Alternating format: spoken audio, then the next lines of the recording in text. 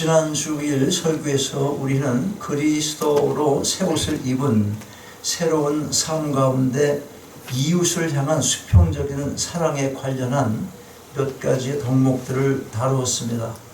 오늘 본문은 하나님을 향한 수직적인 사랑에 관련하여 말씀하고 있는 내용입니다. 이웃 사랑의 삶이 중요한 것은 세상에 믿지 않는 사람들에게 끼치는 영향이 크기 때문에 그렇습니다. 주께서 하신 말씀이 있어요. 너희는 세상의 소금이다. 너희는 세상의 소금 말고 뭐다? 빛. 오늘 기도 속에서 나왔지. 소금과 빛. 세상에 빛이 사라지고 소금이 맛을 잃으면 어떻게 되겠습니까? 부패와 어둠으로 가득 차게 될 것입니다. 그러므로 믿는 자의 빛된 삶, 소금과 같은 삶은 아무리 강조해도 지나친 것이 아닌 것입니다. 생각해 보세요. 만약에 믿는 자들의 삶이 세상 사람들과 전혀 다른 게 없다면 어떻게 되겠습니까? 세상으로부터 지탄을 받게 되는 건 당연한 것뿐만 아니라 주님을 욕보이고 하나님의 영광이 가려지게 되고 마는 것입니다.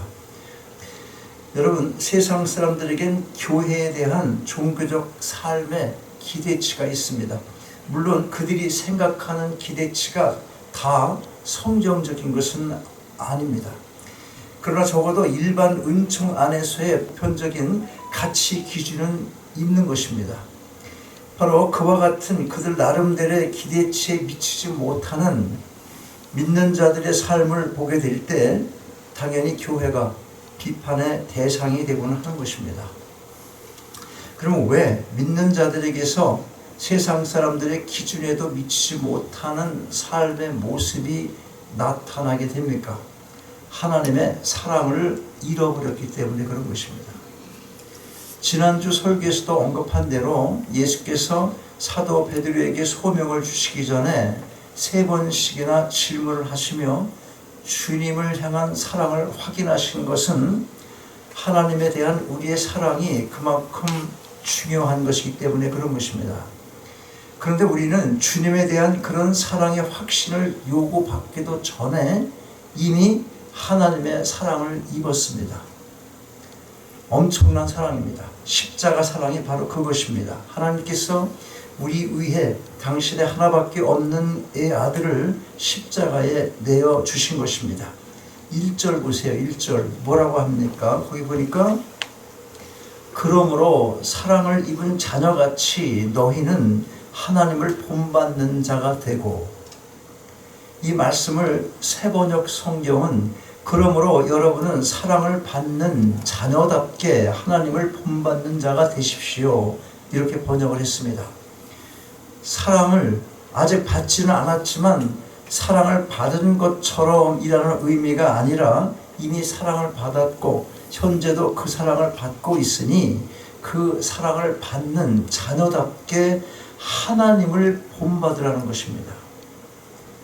다소 신학적이긴 하지만 우리가 알 것이 뭐냐면 우리를 위한 하나님의 사랑이 단 한 번의 십자가 사건으로 끝난 것이 아니라 우리가 지금도 여전히 그 사랑을 받고 있다는 것입니다. 매번 십자가 사랑만을 기억하고 그 사랑만 붙들고 있는 것이 아니라 가장 큰 사랑이지만 지금도 여러분의 삶 가운데서 계속해서 사랑을 부어 주신다는 것입니다. 그렇다면 하나님을 본받는 자의 삶이란 뭘 의미합니까? 첫째로 하나님의 사랑 가운데서 행하라는 것입니다. 2절 말씀 같이 다시 한번 읽겠어요. 2절 시작. 그리스도께서 너희를 사랑하신 것 같이 너희도 사랑 가운데서 행하라. 그는 우리를 위하여 자신을 버리사 향기로운 제물과 생수로 하나님께 드리셨느니라. 예수께서 우리에게 베푸신 사랑이 어떤 것인지를 알게 해줍니다. 2절 말씀 중반 이후에 뭐라고 합니까? 그는 우리를 위하여 자신을 버리사 향기로운 제물과 생축으로 하나님께 드리셨느니라. 하나님의 속성 중엔 우리가 아무리 본받으려고 해도 결코 본받을 수 없는 속성들이 있습니다. 예를 들면 영원성, 불변성, 편재성, 무한성, 완전성, 자족성, 그리고 단순성 등이 있습니다. 영원성이 뭐예요? 영원성. 끝이 없다는 거죠. 근데 우리 인생 어떻습니까? 끝이 있어요. 그 영원성은 우리가 본받을 수 없는 것입니다. 불변성, 하나님 변하시지 않습니다. 여러분은 어떻습니까? 날씨만 바뀌어도 변합니다. 조그만 이상한 소리 들으면 금방 변합니다. 편재성 무엇입니까? 여러분이 여기 있으면 집에 없는 겁니다. 내가 있는 이 자리에 여기 있으면 이 자리에만 내가 있는 거예요. 다른 곳에 내가 있지 않습니다. 무한성 뭡니까? 무한성. 무한성, 우리의 지식이 무한합니까? 무엇이 무한합니까? 항상 한계가 있는 거예요. 한계. 완전성, 완전하십니까? 너무나 약해요. 우리는 매일 쓰러져. 완전하지 않습니다. 단순성은 뭡니까? 단순성. 하나님은 이 단일 본질을 갖고 계세요. 단일한 본질. 단순한 거예요. 근데 우리는 굉장히 복잡합니다. 하나님은 심플하신 거야. 자족성. 여러분 자족하십니까?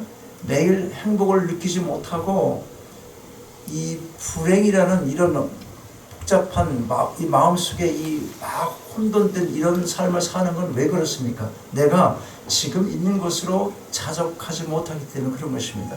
늘 욕심이 우리를 계속 이끌어가는 거예요. 그러니까 내가 가진 것 있다고 그래도 그거 갖고는 자족 못해. 그러니까 하나님은 자족하세요. 우리가 뭘 도와서 자족한 게 아니라 그분 홀로 자족하시는 것입니다. 여러분들이 만약 그럴 수만 있다면 얼마나 좋겠어요. 이런 것들은 우리가 아무리 본받으려고 해도 본받을 수 없는 하나님의 성품들입니다. 이러한 성품들을 하나님에게 있는 속성인데 중요한 건 뭐냐면 인간은 누구나 하나님의 형상을 따라 지음을 받았기 때문에 아까 같은 그런 성품들은 도저히 본받을 수 없지만 우리가 하나님의 형상을 따라 지음을 받았기 때문에 하나님과 함께 공유할 수 있는 성품들이 있는 것입니다. 그 중에 하나가 사랑입니다. 타락 이후 죄의 영향으로 말미암아 부패해서 아주 희미하게 되었지만 중생을 경험한 성도는 그 사랑을 회복할 수 있는 능력이 주어져 있는 것입니다. 그래서 독생자를 이 땅에 보내시고 우리 위에 십자가를 지게 하신 그 사랑을 본받아서 너희도 그 사랑을 나누며 살아가라고 하는 것입니다. 이렇게 볼 때 하나님을 향한 사랑이란 결국은 하나님의 사랑을 입은 우리가 우리의 세상 속 일상의 삶을 통하여 이웃에게 나타내 보이는 것입니다. 즉 진정한 이웃사랑이 곧 하나님의 사랑이라는 것입니다. 하나님을 본받는 사랑, 이 사랑에는 반드시 희생이 필요합니다. 수고를 해야 합니다. 대가를 바라지 않는 봉사가 있어야 하는 것입니다. 2절 말씀 중간 이유를 보세요. 그는 우리를 위하여 자신을 버리사 향기로운 제물과 생축으로 하나님께 드리셨느니라. 예수 그리스도 그분은 하나님이 받으실 만한 제사를 드렸습니다. 어떻게 드렸습니까? 죄인들을 위해서 당신의 전생애와 십자가의 희생을 하나님께 드린 것입니다. 그러기 위해 먼저 하신 일이 뭡니까? 자신을 버리사. 먼저 자신을 버리신 것입니다. 성경에 보면 우리에게 버리라고 그런 것이 참 많지 않습니까? 에베소를 쭉 하면서 우리가 에베소를 쭉 해오잖아요. 뭘 버리라고 그래요? 무엇을 버리라고 그럽니까? 우리가 버릴 수 없는 것을 버리라고 하지 않습니다. 우리가 완전할 수 없는데 하나님께서 우리에게 완전하라. 우리가 할 수 없는 것 편재하라. 여기도 있으면서 딴 데도 있어라. 그런 거는 명령하시지 않아요. 그런데 우리가 할 수 있는 것 그 한에서 하나님께서 명령을 하시는 거예요. 그럼 뭘 얘기하는 겁니까? 뭘 버리라고 그랬어요? 옛사람을 버리라. 지나간 것 버려라. 죄로 물든 삶 살았던 모든 삶의 양식을 버리라는 것입니다. 그거 할 수 있는 거잖아요. 못 버리는 건 누구 책임이에요? 우리 책임인 거예요. 못 버리면 못 버리는 그 대가를 하나님은 꼭 치르게 하시는 거예요. 그걸 공의라고 하는 것입니다. 사랑이 많은데 다 그 못 품으시나요? 아니 품지. 근데 그건 다 갚게 하고 그건 치르게 하고 사랑을 베푸시는 거예요. 오늘은 지나간 옛삶에 대해서 어떤 부분, 일정한 부분을 딱 지적을 하면서 우리에게 가르쳐주고 있어요. 자, 우리가 버릴 게 무엇입니까? 이것이 오늘 말씀에 따라 두 번째로 다루어야 할 내용인데 뭐냐면 더러운 것은 이름이라도 부르지 말아야 한다는 것입니다. 더러운 것은 이름이라도 부르지 말라. 버려야 할 것이 많은데 오늘 본문에 한해서 말씀을 드리는 거예요. 자, 거기 보면 3절과 4절을 보세요. 같이 한번 읽어요. 3절과 4절 시작. 음행과 온갖 더러운 것과 탐욕은 너희 중에서 그 이름이라도 부르지 말라. 이는 성도에 마땅한 바니라. 누추함과 어리석은 말이나 희롱의 말이 마땅치 아니하니 돌이켜 감사하는 말을 하라. 하나님을 믿지 않았던 지난 삶의 현저한 특성들이 이 말씀 가운데 다 들어 있습니다. 그 단어 하나하나가 다 어둡습니다. 음행이 뭡니까? 여기서의 음행, 포르네이아는 간음이나 또는 매음을 뜻하는 그런 의미의 말인데 결혼한 배우자의 모든 육체적 관계를 말하는 것입니다. 또 더러운 것이란 말은 음행의 불결함을 가리키는 말입니다. 그리고 탐욕이라는 말은 자신의 이익만을 추구하는 것을 말합니다. 여기서는 특별히 정욕적인 욕심을 뜻하는 말로 쓰였습니다. 그런데 보니까 이런 말들은 그 이름이라도 부르지 말라고 합니다. 여러분, 어떤 사람의 됨됨이를 알려면 그 사람의 입에서 나오는 말을 보면 안다고 흔히들 말합니다. 맞는 말입니다. 미친 사람이 아니고서야 생각 없이 아무 말이나 내뱉는 사람 없습니다. 생각하고 있는 게 입 밖으로 나오는 겁니다. 그런데 뭘 알아야 하냐면 입보다 생각이 먼저인 것은 맞지만 자신이 뭘 생각한다고 해서 모든 게 다 입 밖으로 나오는 건 아니라는 사실입니다. 언제 입으로 나옵니까? 언제? 내가 생각을 해요. 뭘 생각하고 있어요. 그런데 언제 그것이 입으로 나옵니까? 언제? 무슨 생각이든지 그 생각이 내 마음을 지배하고 있을 때, 즉 마음에 품게 되었을 때 그게 말이 되어서 입 밖으로 나오게 되는 것입니다. 자동적으로 막 나오는데요. 그러면 그 몸이 자동적으로 그렇게 된 사람이야. 성경 말씀으로 체화되어야 되는데 그런 걸로 내 몸이 그냥 체질에 배웠어.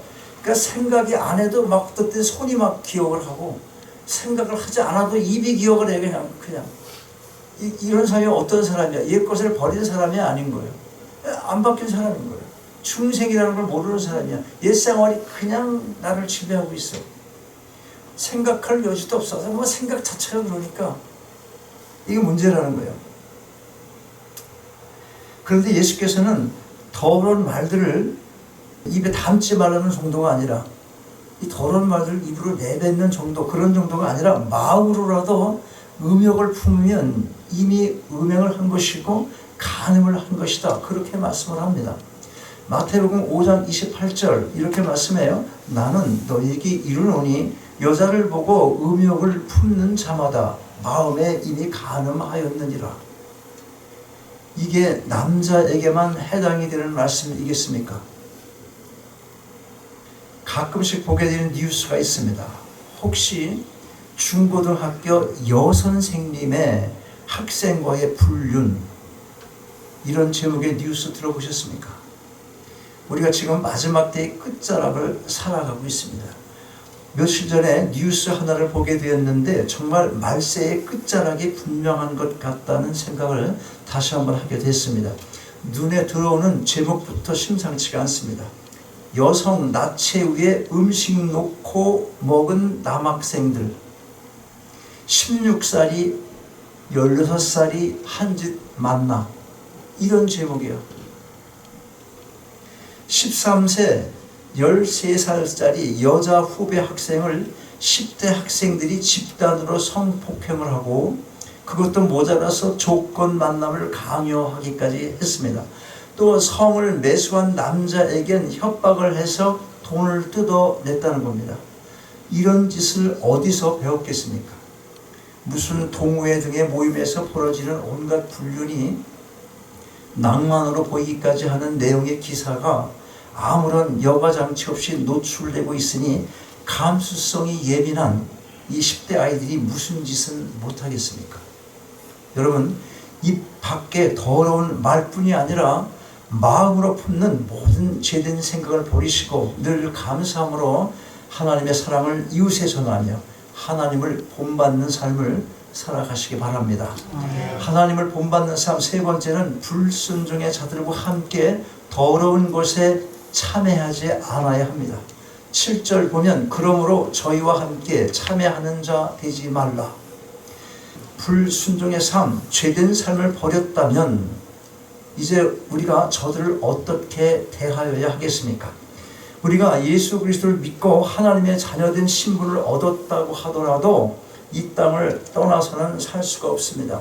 사도 바울이 이와 관련하여 기록한 말씀이 있어요. 고린도전서 5장 9절 10절 보면 이렇게 기록하고 있습니다. 내가 너희에게 쓴 것은 음행하는 자들을 사귀지 말라 하였거니와 이 말은 이 세상에 음행하는 자들이나 탐하는 자들과 토색하는 자들이나 우상 숭배하는 자들을 도무지 사귀지 말라 하는 것이 아니니 만일 그리하려면 세상 밖으로 나가야 할 것이라. 이 말씀에서 사귀지 말라는 말과 오늘 본문 7절에서의 참여하지 말라는 말의 기본적 의미는 성도가 완전히 세상과 등지고 살아야 된다는 것이 아니라 저들과 함께 더러운 죄에 동참하지 말라는 의미인 것입니다. 저들과는 같은 직장을 다녀도 안 된다, 뭐 그런 얘기가 아니라는 것입니다. 어디를 가나 다양한 사람들과 함께 공존하는 사회 구조로 구성이 되어 있습니다. 그러나 그런 속에서도 구별된 삶을 살아가면서 하나님을 본받는 자의 삶을 살아가야 하는 것입니다. 그렇다면 여러분, 우리가 하나님을 본받는 자의 삶을 살아야 할 이유가 무엇입니까? 이유. 왜 하나님을 본받아 살아가야 합니까? 그 이유. 우리가 음행을 비롯하여 우상 숭배에 이르기까지 모든 제약된 삶에서 온전히 돌아서야 하는 이유를 오늘 말씀 5절과 6절에서 알려주며 경고를 합니다. 이 말씀을 같이 읽을 때 우리가 하나님을 본받는 삶을 살아야 할 이유를 더욱더 분명하게 깨달아서 하나님의 사랑 가운데 행하며 더러운 것은 이름이라도 부르지 말고 제약에 참여하지 않게 되시길 바랍니다. 5절과 6절 같이 한번 읽는 거야. 주로 읽겠습니다. 5절과 6절 시작. 너희도 이것을 정령이 알거니와 음행하는 자나 더러운 자나 탐하는 자 곧 우상 숭배자는 다 그리스도와 하나님 나라에서 기업을 얻지 못하리니 누구든지 헛된 말로 너희를 속이지 못하게 하라. 이를 인하여 하나님의 진노가 불순종의 아들들에게 임하리니. 아멘. 우리가 오직 믿음을 통하여 하나님의 은혜로 의롭다 칭함을 받지만 믿음은 홀로 따로 존재하는 것이 아니라 늘 선행의 열매와 함께 하는 것입니다. 선행의 열매와 같이 간다는 거예요. 늘 그 열매를 진정한 믿음은 남긴다는 것입니다. 이웃사랑이 곧 하나님의 사랑임을 늘 기억하시고 빛과 소금의 삶을 통하여 하나님께 영광 돌려드리는 여러분 모두가 다 되시기를 주님의 이름으로 축원합니다. 아버지 하나님, 주신 말씀 감사함으로 마음에 담습니다. 세상의 모든 어려운 삶에서 온전히 돌아선 삶이 곧 하나님을 향한 사랑인 것을 알았사오니 참으로 혼탁하고 어두운 이 시대지만 세상과 벗하지 않는 구별된 삶을 살아가기 원합니다. 독생자를 보내시고 우리 위에 십자가에 내어주신 하나님의 그 크신 사랑을 늘 잊지 않게 하셔서 하나님을 본받는 빛과 소금의 삶을 살아갈 수 있도록 하늘의 능력으로 함께하여 주옵소서. 주 예수 그리스도 이름으로 기도하옵나이다. 아멘. 일어나셔서 함께 찬양하시겠습니다.